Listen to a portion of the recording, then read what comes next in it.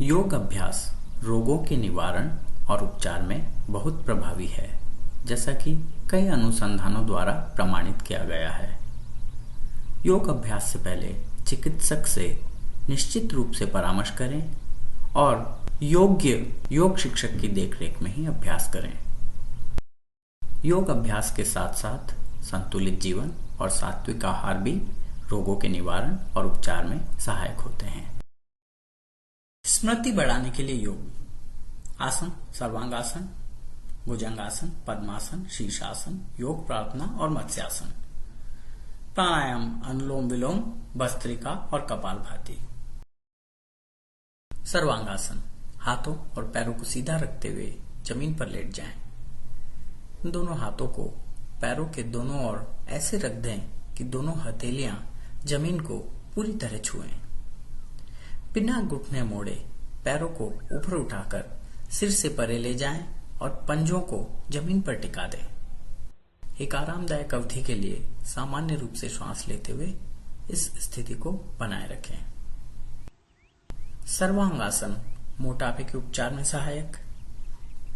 गर्दन, पैरों, घुटनों, कंधों और कमर को मजबूती प्रदान करता है, रक्त परिसंचरण सुधरता है और त्वचा संबंधी रोगों के उपचार में उपयोगी। पसीने की दुर्गंध को दूर करता है।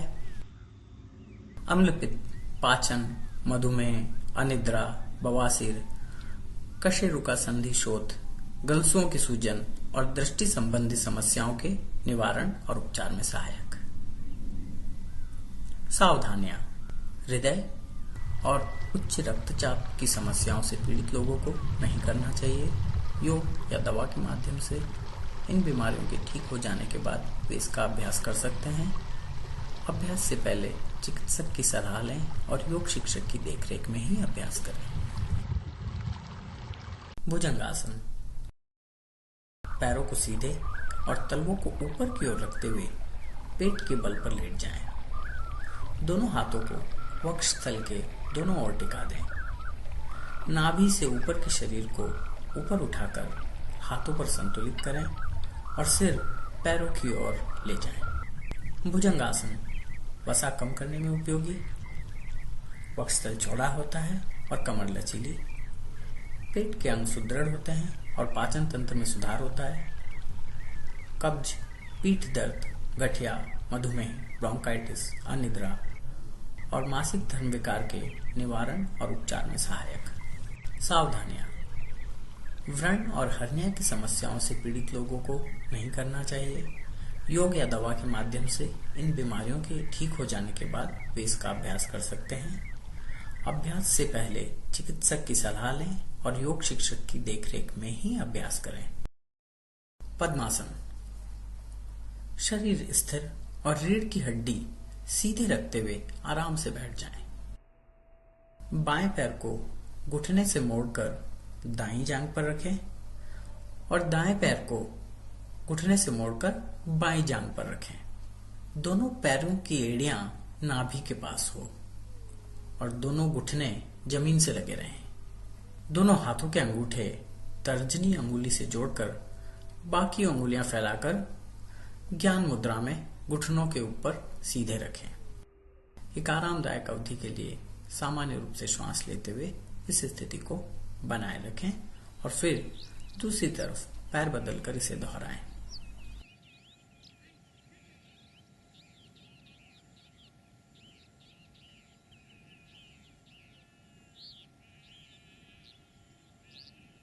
पद्मासन के अभ्यास से कब्ज और पाचन संबंधी समस्याओं में सुधार होता है।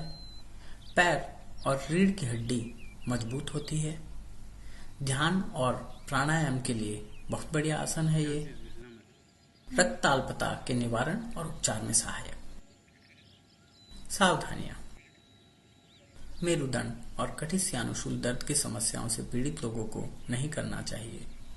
योग या दवा के माध्यम से इन बीमारियों के ठीक हो जाने के बाद वे इसका अभ्यास कर सकते हैं। अभ्यास से पहले चिकित्सक की सलाह लें और योग शिक्षक की देखरेख में ही अभ्यास करें।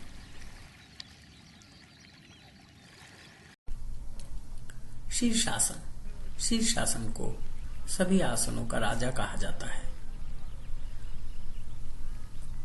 आसन के स्थान को अतिरिक्त कपड़ा बिछाकर नरम कर लें।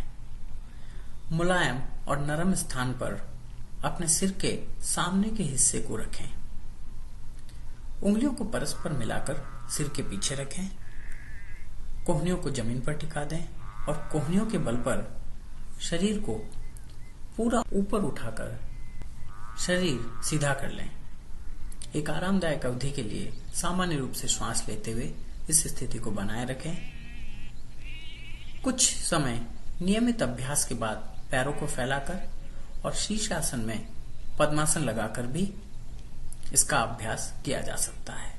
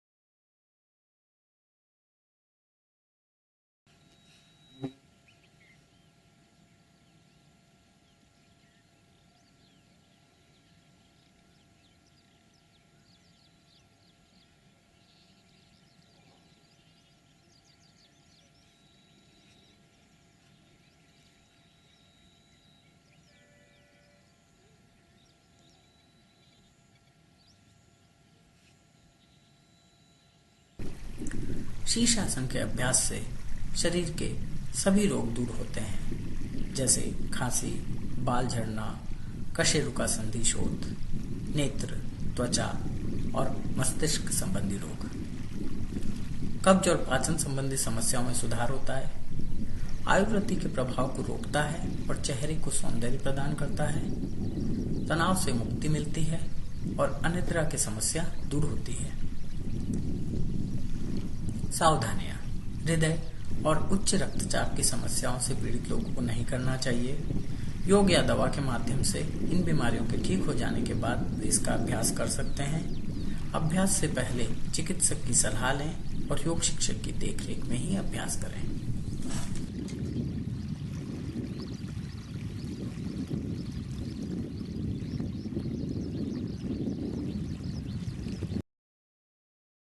योग प्रार्थना।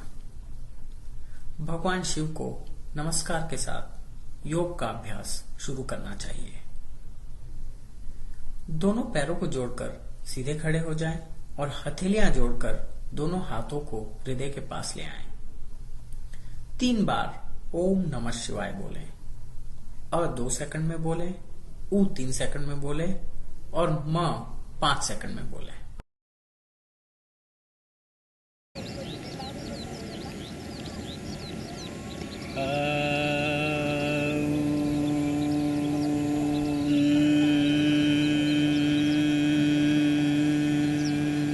नमः शिवाय।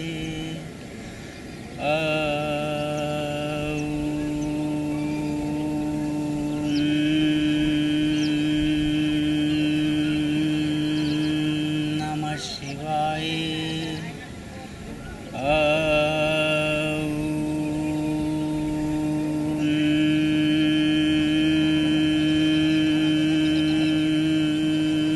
नमः शिवाय। योग प्रार्थना से मन शुद्ध होता है, मन की एकाग्रता बढ़ती है और व्यसन से मुक्ति मिलती है। मत्स्यासन। पद्मासन में बैठकर धीरे धीरे पीछे की ओर झुके और सिर को जमीन पर टिका दें। दोनों हाथों का सहारा लेकर शरीर को ऊपर उठाएं और शरीर को पैरों और सिर के बल पर संतुलित कर लें। अब दाएं हाथ से बाएं पैर का अंगूठा पकड़ लें और बाएं हाथ से दाएं पैर का अंगूठा पकड़ लें।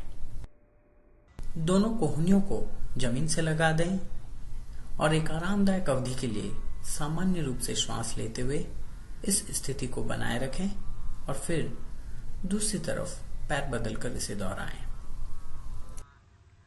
मत्स्यासन के अभ्यास से आंखों को पोषण मिलता है, आंखों का तनाव कम होता है और दृष्टि में सुधार होता है।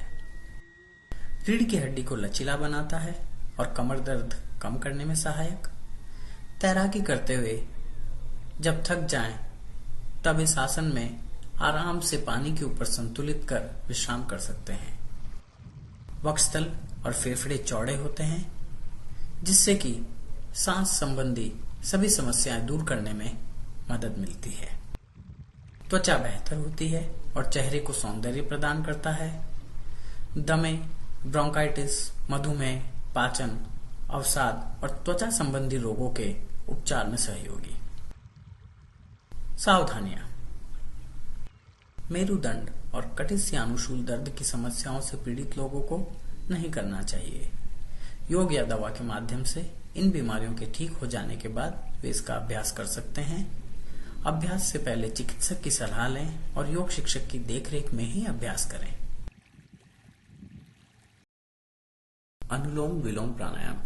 पद्मासन या सुखासन में बैठ जाएं। बाईं नासिका बंद करके दाईं नासिका से श्वास अंदर लें। फिर दाईं नासिका बंद करके बाईं नासिका से श्वास छोड़ दें।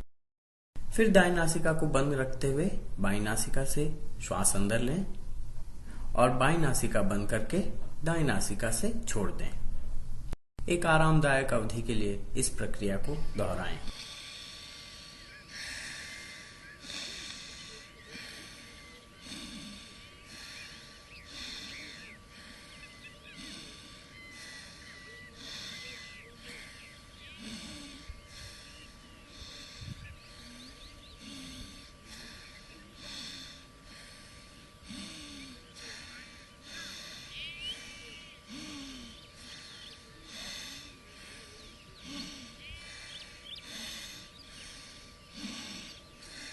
अनुलोम विलोम प्राणायाम यकृत संबंधी रोगों के निवारण और उपचार में उपयोगी होता है। नाड़ियां शुद्ध होती है, श्वसन प्रणाली साफ होती है और तनाव से मुक्ति मिलती है। गठिया, ब्रोंकाइटिस, कब्ज, मधुमेह, अवसाद और मूत्र विकार के निवारण और उपचार में भी सहायक। भस्त्रिका प्राणायाम। पद्मासन या सुखासन में बैठ जाएं। मुंह को बंद रखकर वक्षस्थल का विस्तार करते हुए धीरे धीरे नाक से श्वास अंदर लें और सामान्य रूप से नाक से श्वास छोड़ दें। एक आरामदायक अवधि के लिए इस प्रक्रिया को दोहराएं।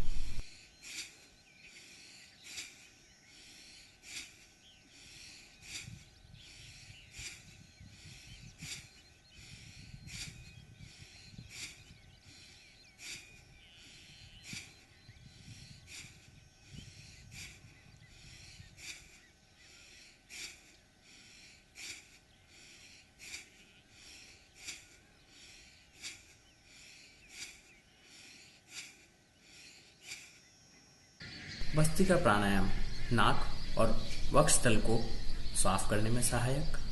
ब्रोंकाइटिस, सर्दी, खांसी, मधुमेह, अवसाद, बवासीर और पायरिया के निवारण और उपचार में सहायक। कपालभाति प्राणायाम। मुंह को बंद रखकर सामान्य रूप से नाक से श्वास अंदर लें और उदर की मांसपेशियों को अंदर खींचते हुए धीरे धीरे नाक से श्वास छोड़ें। एक आरामदायक अवधि के लिए इस प्रक्रिया को दोहराएं।